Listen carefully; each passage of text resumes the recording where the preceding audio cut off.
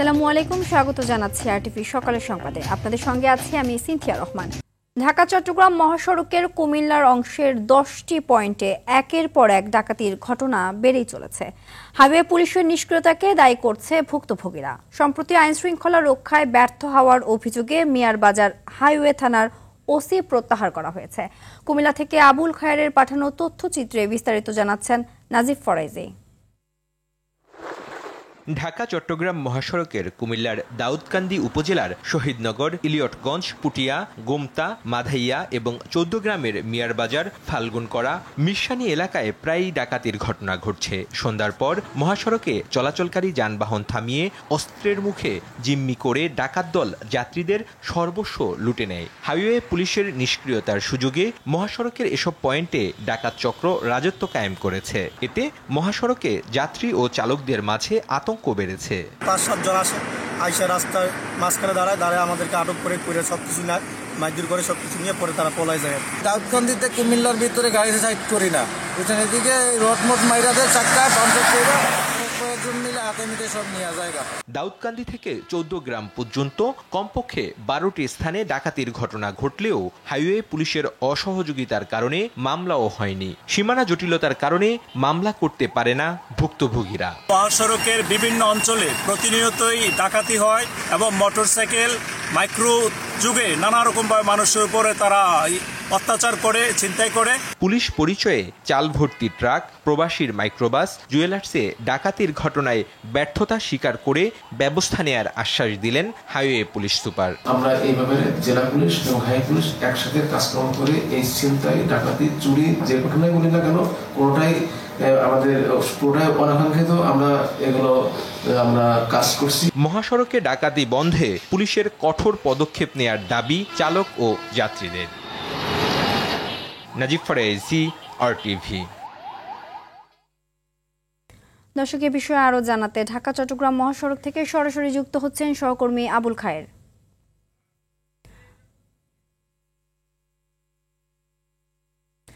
খায়ের, ঢাকা চট্টগ্রাম মহাসড়কের কুমিল্লার অংশের 10টি পয়েন্টে ডাকাতির ঘটনা বেড়েছে, এ বিষয়ে পুলিশ কি বলছে?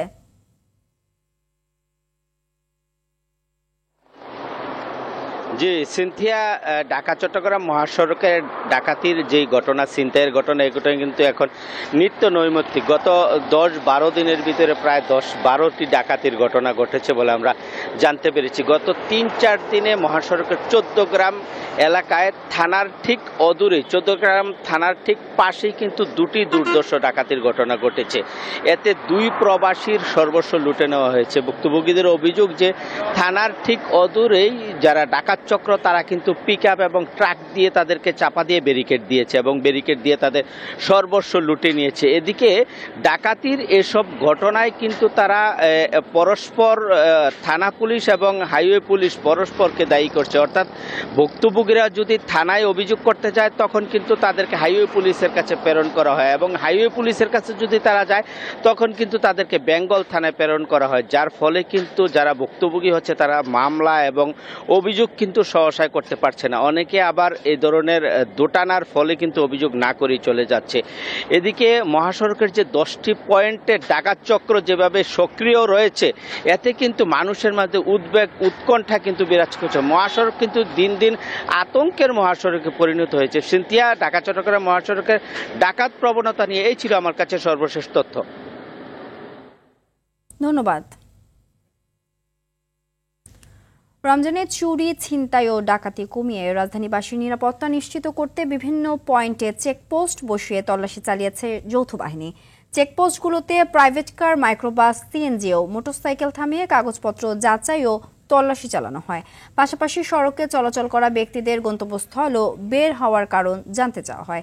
নিরাপত্তা নিশ্চিতে যৌথ বাহিনীর এই উদ্যোগকে ইতিবাচকভাবে দেখছেন সাধারণ মানুষ। পাশাপাশি পুরো রমজানে এ ধরনের কার্যক্রম চলমান চান তারা।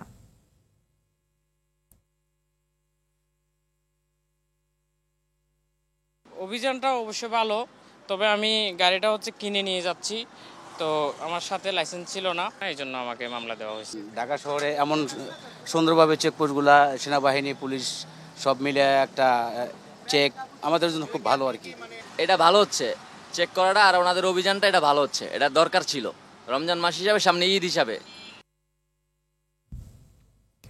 প্রতিনিয়ত বেড়েই চলছে রমজানের প্রয়োজনীয় সকল পণ্যের দাম।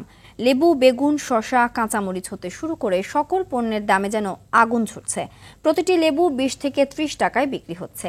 বেগুন প্রতি কেজি 100 থেকে 120 টাকায় বিক্রি হচ্ছে। সেই সাথে দাম বৃদ্ধিতে পিছিয়ে নেই শসা, ক্ষীরা, টমেটো, গাজর সহ বিভিন্ন পণ্যের। এদিকে গেল 3 মাস সয়াবিন তেলের কৃত্রিম সংকটে দিশেহারা সাধারণ মানুষ।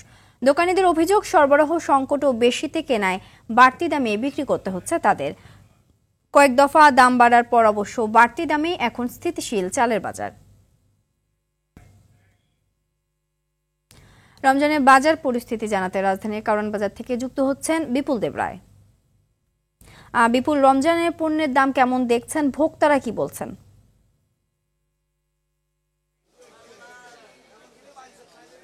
সিনথিয়া, আসলে রমজানকে সামনে রেখে ইতিমধ্যে যেই রমজানমুখী যে জিনিসপত্রের প্রয়োজনীয় জিনিসপত্র রয়েছে সব কিছুরই দাম বৃদ্ধি রয়েছে, অর্থাৎ ঊর্ধ্বমুখীর দিকে আছে, এখনও কমার কোনো দিক নেই।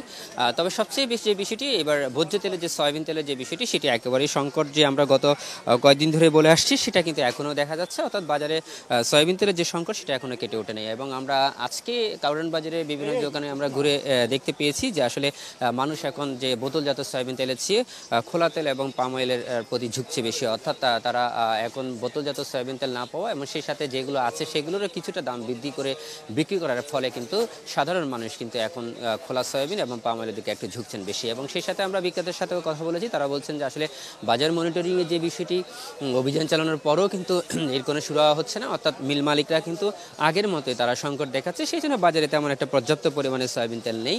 যেগুলো আছে সেগুলো অনেকটা সংকট বলে বলছেন, চাহিদার তুলনায় একেবারে কম বলছেন তারা। এবং আপনাকে জানাতে চাই যে আসলে এই যে গতকালকেও কিন্তু ভোক্তা অধিকার ও সংরক্ষণ অধিদপ্তরের মহাপরিচালক এই কারওয়ান বাজারে অভিযান চালিয়েছেন। তিনি যেমনটা জানিয়েছেন যে আসলে এই সয়াবিন তেলের যে সংকট সেটি কাটানোর জন্য তদন্ত কমিটি গঠন করা হয়েছে এবং এই তদন্ত কমিটি আগামী 15 থেকে 22 দিনের মধ্যে একটা তদন্ত রিপোর্ট দেওয়ার পরে তারা পদক্ষেপ নিতে পারবে। তার মানে বলা যাচ্ছে যে রমজানের একেবারে শেষ পর্যায়ে কিন্তু ভোক্তা অধিকারের যে ব্যবস্থাপনার কথা বলা হয়েছে সেটা সাধারণ মানুষ একেবারেই মানতে পারেনি। তারা বলছেন যে আসলে রমজান যখন শেষ হয়ে যাবে তখন এই তদন্ত কমিটির রিপোর্ট এবং ব্যবস্থা নেওয়ার যে বিষয়টা একেবারে হাস্যকর। সেই সাথে আমরা সয়াবিন তেলের বাইরে কিন্তু আমরা অন্যান্য বাজার যেগুলো রয়েছে সেগুলো দেখছি ঊর্ধ্বমুখী, বিশেষ করে লেবু, শসা বা বেগুন হতে শুরু করে যে পণ্যগুলো রয়েছে সেগুলোরও কিন্তু দাম বৃদ্ধি রয়েছে। এবং গতকালকে যেভাবে আমরা আপনাদের মাধ্যমে বা অন্যদের মাধ্যমে আমরা সংবাদ মাধ্যমে প্রচার করেছি যে আসলে লেবুর যে বাড়তি দামটা 20 থেকে 30 টাকা করে বিক্রি হচ্ছে পার পিস, সেটা এখনও কিন্তু রয়েছে। এবং বেগুনের ক্ষেত্রে প্রায় 100 থেকে 120 টাকার হারে বিক্রি হচ্ছে, অর্থাৎ কোনো পণ্যেরই কিন্তু কমতি নেই। সেই সাথে আমরা চালের বাজারে একটু ঘুরে দেখেছি, চালের বাজারের যে পরিস্থিতি সেটাও কিন্তু কিছুটা স্বাভাবিক রয়েছে, অর্থাৎ বিগত কয়েকদিন আগে থেকে যে চালের বাজারে যে অস্থিতিশীল রয়েছে সেটি কিন্তু এখনও বিরাজ করছে, অর্থাৎ আগে প্রায় কেজি প্রতিতে প্রায় 5 থেকে 7 টাকা করে যে চালের দাম বৃদ্ধি পেয়েছে সেটি এখনো বিরাজ করছে। তো সিনথিয়া, এই ছিল আমার কাছে সর্বশেষ তথ্য।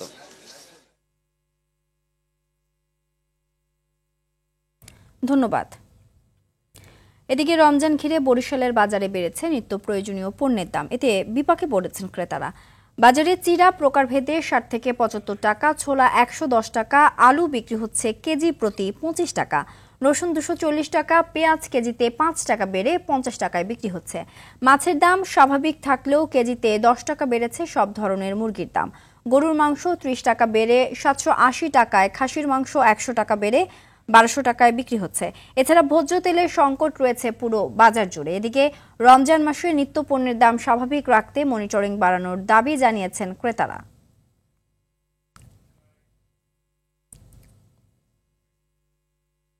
দর্শক, এ বিষয়ে বিস্তারিত জানাতে বরিশাল থেকে যুক্ত হচ্ছেন সহকর্মী আরিফুল ইসলাম।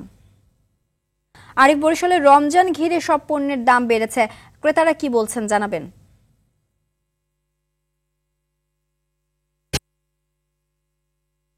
ধন্যবাদ আপনাকে। আসলে রমজানকে কেন্দ্র করে সকল দ্রব্যমূল্যের দামগুলো কিন্তু বরিশালে বৃদ্ধি পেয়েছে। এর মধ্যে একটি হতাশা, সেটি হচ্ছে বরিশালে কিন্তু বোতলজাত সয়াবিন তেল নেই।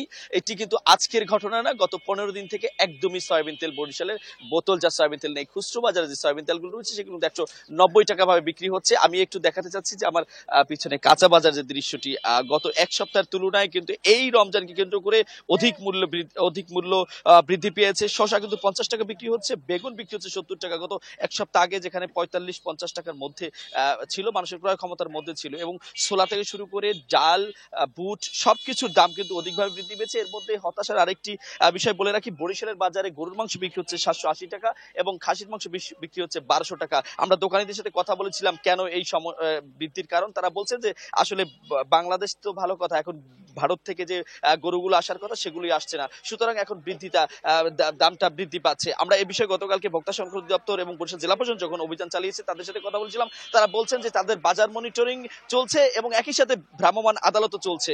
যেহেতু বরিশালে যেই দামগুলো বৃদ্ধি পায় এগুলো ঢাকা কেন্দ্রিক, সুতরাং তাদেরকে অধিকভাবে জরিমানাও করা যাচ্ছে না, আর যেগুলো বরিশাল কেন্দ্রিক সেগুলো আসলে সীমিত পরিসরে তারা জরিমানা করছে। তো সমস্যা উভয় দিকে, মূল সমস্যা রাষ্ট্রযন্ত্র যে পর্যন্ত আসলে বাজার নিয়ন্ত্রণ না করবে সে পর্যন্ত আসলে আদালত করেও আসলে তারা কিছু করতে পারবে না, এমনটি মূলত আমাদেরকে জানিয়েছেন বরিশালের জেলা প্রশাসন ভ্রাম্যমাণ আদালত থেকে। অপরদিকে আলুর দামও কিন্তু বৃদ্ধি পেয়েছে 5 টাকা, রসুনের দাম বৃদ্ধি পেয়েছে 20 টাকা, সব মিলিয়ে আলু 25 টাকা, রসুন কিন্তু 250 টাকার মতো চলছে।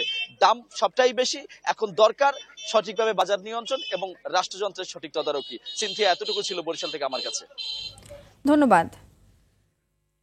নারায়ণগঞ্জের ঢাকেশ্বরীর 2 এলাকায় গ্যাসের লিকেজ থেকে বিস্ফোরণে নারী ও শিশু সহ 8 জন দগ্ধ হয়েছেন। সোমবার ভোররাতে দগ্ধ অবস্থায় তাদেরকে উদ্ধার করে জাতীয় বার্ন ও প্লাস্টিক সার্জারি ইনস্টিটিউটের জরুরি বিভাগে নিয়ে আসা হয়েছে। দগ্ধরা হলেন সোহাগ, রূপালী, সামিয়া, জান্নাত, হান্নান, সাব্বির, সুমাইয়া ও নূরজাহান। জাতীয় বার্ন ও প্লাস্টিক সার্জারি ইনস্টিটিউটের আবাসিক সার্জন ডক্টর শাওন বিন রহমান জানান, নারায়ণগঞ্জের ঢাকেশ্বরী এলাকা থেকে দগ্ধ অবস্থায় নারী, শিশু সহ 8 জনকে হাসপাতালে জরুরি বিভাগে নিয়ে আসা হয়েছে। জরুরি বিভাগে তাদের চিকিৎসা চলছে। কারো শরীরে কত শতাংশ দগ্ধ হয়েছে তা পরে জানানো হবে।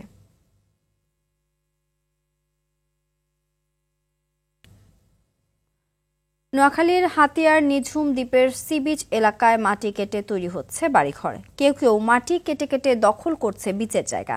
এতে হুমকির মুখে পড়েছে সম্ভাবনাময় এই পর্যটন এলাকার সৌন্দর্য।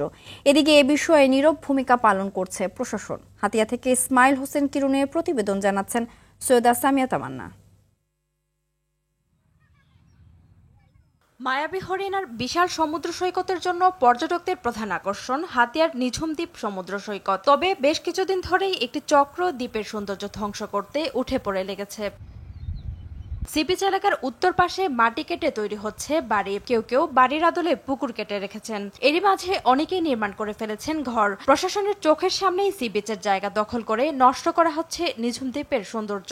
এখন যদি দখল করি গেলা তাহলে আর এরা কিছু সাইডার কোনো সৌন্দর্য এখন দেখতে পারবে না। এটা আমাদের জমিন, যেহেতু শ্বাসের জমিন বালু মারি যেতেছে, এই কারণে আমরা উপরে দিয়ে বালু দিয়ে ঘিরে আসছি, মানে তাও বেশি না, সর্বোচ্চ 10 থেকে 12 হইব। এই সি বিচে বিকেল হলেই ভিড় করেন পর্যটকরা। কেউ কেউ তাঁবু কেড়ে রাত কাটান। সরকারিভাবে এখানে বসার ব্যবস্থা সহ শৌচাগারেরও ব্যবস্থা করা হয়েছে। তবে বিচ দখল হয়ে যাওয়ায় হুমকিতে এই পর্যটন এলাকা। নিঝুম দ্বীপের যে সৌন্দর্য, সি বিচের যে মানুষের, পর্যটকদের পদচারণা, সেটা অদূরেই এটা হারিয়ে যাবে। যে বীজটা ক্ষয়ক্ষতি করছে, আমি ওখানে যাই ওনা করে বাধা দিচ্ছি, ওনারা বাধা মানছে না। এদিকে এই সমুদ্র সৈকতের জায়গা দখল হয়ে যাওয়ার বিষয়ে দ্রুত আইনগত ব্যবস্থা নেওয়ার কথা জানিয়েছেন এই কর্মকর্তা। এখানে সি বিচের জায়গাগুলো দখল হয়ে যাচ্ছে, এই বিষয়ে আমরা সরেজমিনে তদন্ত করব। যদি দোষী সাব্যস্ত হয় তাকে আইনগতভাবে আমরা সর্বোচ্চ শাস্তি দানের ব্যবস্থা করব। অপার সম্ভাবনাময় এই নিঝুম দ্বীপের সমুদ্র সৈকতের সৌন্দর্য রক্ষায় পদক্ষেপ নেবে কর্তৃপক্ষ, এমনটাই দাবি পর্যটকদের। সৈয়দা সামিয়া তামান্না, RTV। দর্শক, জিয়া চ্যারিটেবল ট্রাস্ট দুর্নীতি মামলার বিষয়ে কথা বলছেন আইনজীবীরা। আমরা সরাসরি চলে যাচ্ছি সেখানে। সেটাই কাদের স্মরণ করে দিয়ে আমরা বলেছি যে আগের মামলাটার মতোই তখন আগে ট্রাস্ট ছিল, এবার ট্রাস্টের দায়িত্ব, এটা দুদকের কোনো নাথিং টু ডু, সেটাই বলেছে। এটা one of the ground, this is not only technical ground, one of the ground ছিল এটা। ট্রাস্ট আইনে ট্রাস্ট করেছে, ট্রাস্টের টাকা যদি, ট্রাস্ট তো সারা দেশে লক্ষ লক্ষ ট্রাস্ট আছে, তো ট্রাস্টে যদি মিসইউজ হয়, যদি দুদকের নাথিং টু ডু, সরকারের কোনো কাজ দেয় আমাদের এখানে। ট্রাস্ট আইন অনুযায়ী মানে আপনার বিচার হবে এবং আর এখানে কোনো আত্মহত্যা নেই। আমাদের টাকায় আমরা জায়গা কিনছি, হ্যাঁ, এটা আত্মহত্যা কি আসে যায়? পরের দিন পরে নেভিগেট পেয়েছি, কিন্তু অনেক হ্যারাস হয়েছে। বেগম খালেদা অনেক হরের সম্মুখীন হয়েছে। তার এই বয়সে দীর্ঘদিন সেই থাকতে হয়েছে এবং এই আপনার হাসপাতালে জেলে থাকা অবস্থায় তার সুচিকিৎসা হয়নি, যার জন্য বেগম খালেদা সুস্থ, বেগম খালেদা জেল ঢুকলেন হেঁটে, বেরোয়ার সময় হুইল চেয়ারে বেরোতে হয়েছে। তারপরে দেখেন কত প্রতিহিংসার, এবং তাকে চিকিৎসা করতে দেয়নি বিদেশে। আমরা আল্লাহর কাছে শুকরিয়া জানাচ্ছি। ক্ষতিপূরণ চাইলেন না যে? এখানে তো ক্ষতিপূরণ সুযোগ নেই, সেটা ভিন্নভাবে চিন্তা করবো আমরা, সেটা ভিন্নভাবে চিন্তা করবো ক্ষতিপূরণ, সেটা পড়ালা বিষয়। তো যে জাজ ট্রায়াল কোর্ট এবং হাইকোর্টে যে জাজ এই মামলার ফাইলে হাত দিয়ে ধরেছে, সেই জাজের ভাগ্য খুলেছে, সেই জাজের প্রমোশন হয়েছে। কেউ এডিশনাল ডিস্ট্রিক্ট জাজ থেকে ডিস্ট্রিক্ট জাজ, কেউ ডিস্ট্রিক্ট জাজ থেকে হাইকোর্ট জাজ, কেউ হাইকোর্ট জাজ থেকে অ্যাপিলেট ডিভিশন জাজ। এই মামলাগুলো যারাই ডিল করেছে তাদেরকে সরকার পুরস্কার দিয়েছে। পুলিশ থেকে শুরু করে পলিটিক্যাল ভিক্টিমাইজেশন, এটা তার প্রমাণ। Thank you. দর্শক, জিয়া চ্যারিটেবল ট্রাস্ট মামলার বিষয়ে কথা বলছিলেন আইনজীবীরা, আমরা দেখছিলাম সেই বক্তব্যের অংশবিশেষ। পর্তুগাল বাংলাদেশ চেম্বার অফ কমার্সের তত্ত্বাবধানে পর্তুগিজ ভাষা শিক্ষা কোর্সের প্রথম ব্যাচে 155 জনকে সার্টিফিকেট প্রদান করা হয়েছে। বর্তমানে প্রশিক্ষণ নিচ্ছেন সহস্রাধিক ব্যক্তি। শুক্রবার পর্তুগালের রাজধানী লিসবনে পর্তুগাল বাংলাদেশ চেম্বার অফ কমার্সের কার্যালয়ে সংগঠনের প্রেসিডেন্ট মোহাম্মদ জীবনের সভাপতিত্বে সার্টিফিকেট প্রদান অনুষ্ঠানে উপস্থিত ছিলেন সংগঠনের সেক্রেটারি জেনারেল আব্দুল আহাদ সালমান, ভাইস প্রেসিডেন্ট মোহাম্মদ জামাল উদ্দিন, অ্যাসেম্বলির মির মোহাম্মদ শাহরুজ্জামান, নির্বাহী পরিচালক পেদ্রো জর্জ পিরেস, পর্তুগিজ শিক্ষা বোর্ডের প্রতিনিধি দল, পর্তুগিজ ও বাংলাদেশি ব্যবসায়িক প্রতিনিধিরা।